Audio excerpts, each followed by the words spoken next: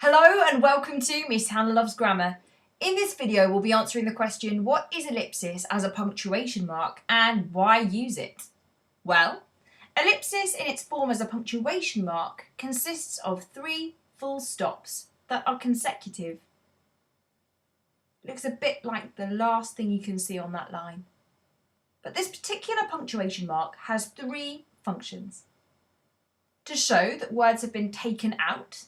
For example, she loved me for the dangers I had passed is the full quote, and I loved her that she did pity them.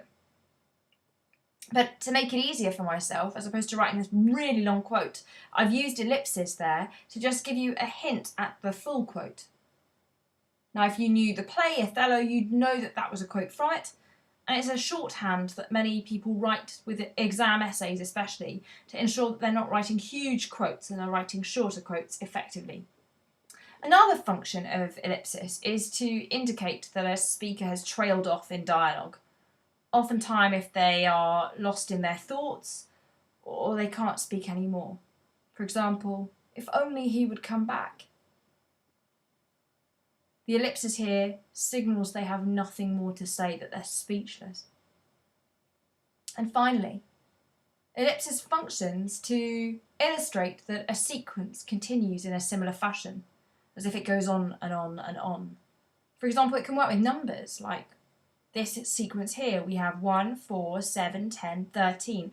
We know when we have the ellipsis that it will continue in that form, so we know the next numbers would be 16, 19, etc. So ellipsis is a very good way of saving time, whether it's time for writing a shorter version of a quote that you know, of illustrating a pause or a different change in tone actually in someone's speaking, if they trail off, and also a way of showing a trend or a sequence, as we've just seen with the numbers. Now it's your turn. For each of the 3 sentences or sequences, consider if the use of ellipsis as a punctuation mark has been correctly used, and hit pause if you need thinking time. So, how did you get on? I hate the words of those hurtful imbeciles. Emotive stuff. Unfortunately though, ellipsis always has 3 dots, not 2, so we know this is the incorrect use of ellipsis. Next up, clearly I'm looking at someone speaking, but there's an interesting moment of tension. This conversation is offensive, and at that moment, Oscar stormed off.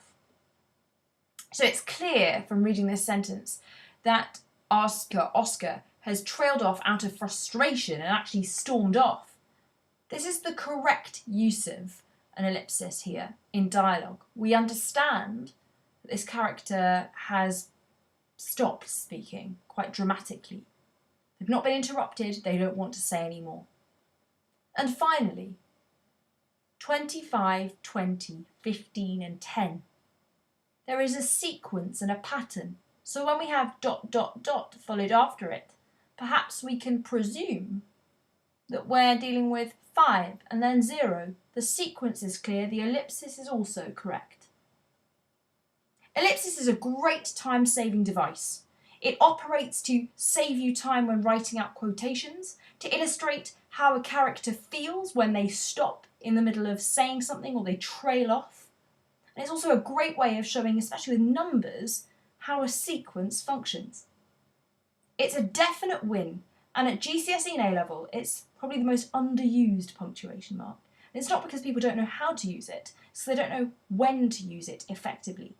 With these 3 tools in your kit, you now know the 3 different functions of ellipsis. Good luck, grammarians, and I hope you use ellipsis wisely. Why not subscribe to Miss Hannah Loves Grammar for all things English, literary and grammatical?